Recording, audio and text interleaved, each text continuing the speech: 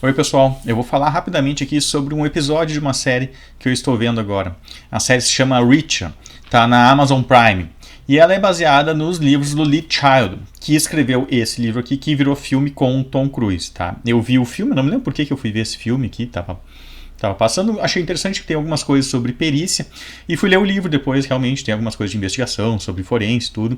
Isso me chamou a atenção. Claro que tem algumas coisas que são meio forçadas, como aparece muito em vários filmes e séries. Tá? E eu fui ver daí a série essa, porque eu achei interessante o Reacher, o Jack Reacher. Ele é um cara fodão, um cara meio Sherlock Holmes, faz algumas deduções.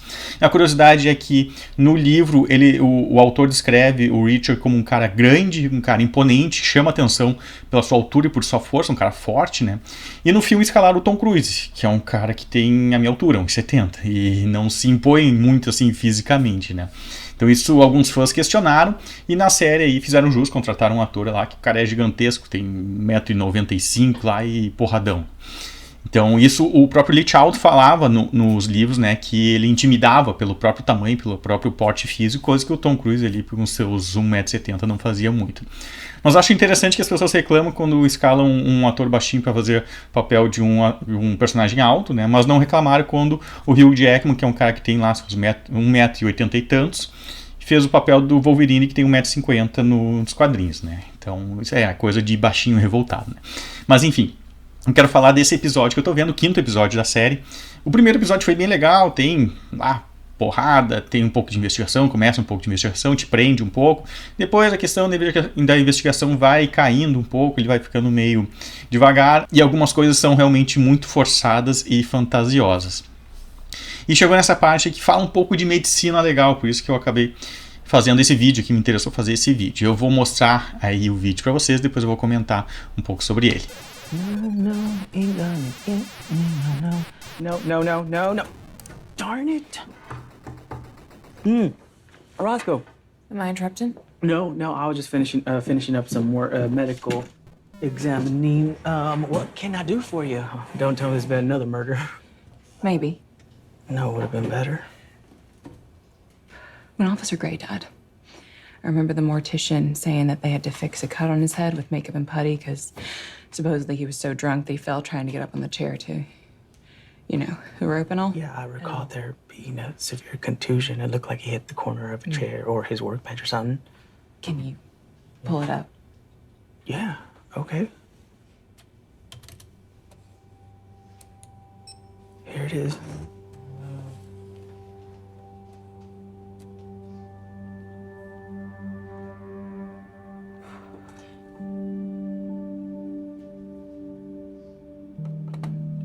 Would you like me to go through these for you? Maybe I can find what you're looking for. Thank you. I'm fine.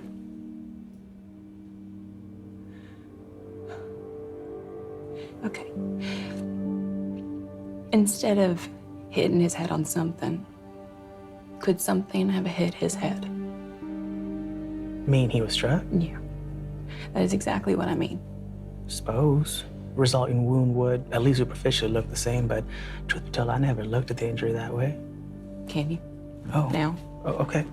I can zoom in tight, see what's there. There it is. Well, that's interesting. When you heighten contrast on skin edema, especially around a head wound, which produces a lot of bleeding, you pick up microlacerations, which can often show the shape of the object causing the injury. Mm-hmm. So if I zoom in a little more, kind of look like a diamond, doesn't it? Yeah. Damn right it does.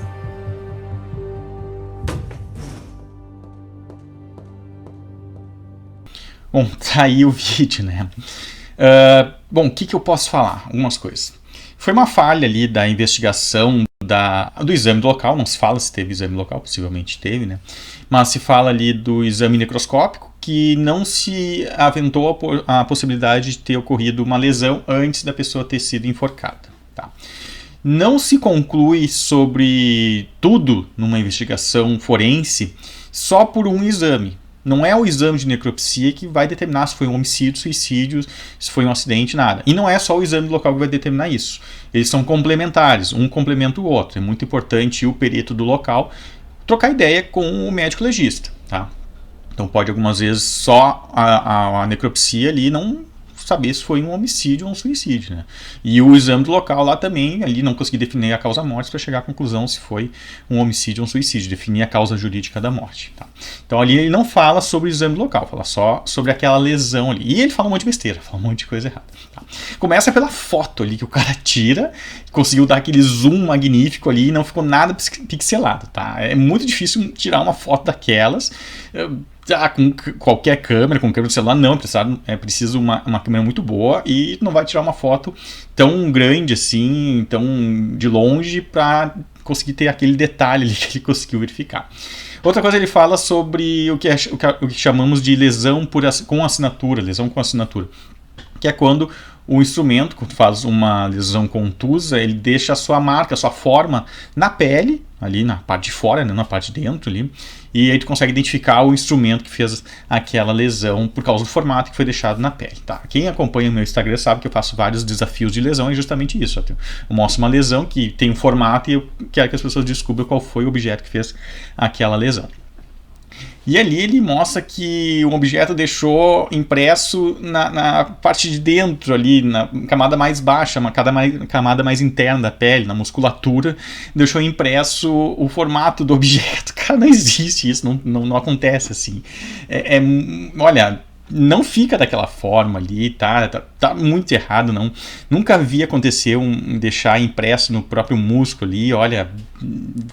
Posso estar falando uma besteira, dizer que não acontece, mas eu nunca vi, olha, eu já li alguns livros de medicina legal, já li alguns artigos e não vi nenhum caso específico. Eu sei dos casos de lesão com assinatura na epiderme ali, que fica realmente na camada mais externa da pele, fica impresso o formato do objeto, mas daquele jeito como eles estão falando ali, nunca vi.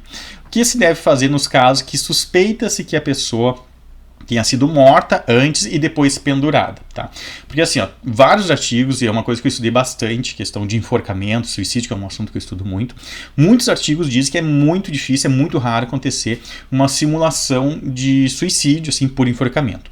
Ou a pessoa já estava desfalecida, ou a pessoa estava drogada, ou se trata de uma criança, para tu conseguir içar ela e simular um enforcamento. Se for sozinho é realmente muito difícil, se for com outras pessoas até ajude. O importante nesses casos que há uma suspeita de simulação de enforcamento é o exame do local. O exame do local vai ter alguns vestígios ali que o perito vai conseguir constatar que se trata de uma simulação, que a pessoa foi morta de outro jeito e depois foi pendurada. Ou então a pessoa foi desacordada, foi drogada, ficou desfalecida e foi pendurada. Tá? Mas ainda assim tem alguns elementos que podem ser utilizados para fazer essa definição. No caso da lesão ali, para definir se aquela lesão foi feita pós-mortem ou anti-mortem, porque ali diz que ele teria morrido, enforcado, e depois teria caído e feito uma lesão na cabeça, tá? É isso que diz ali aquele episódio dessa série. Então, se ele já morreu e fez aquela lesão, tem alguns elementos que não aparecem.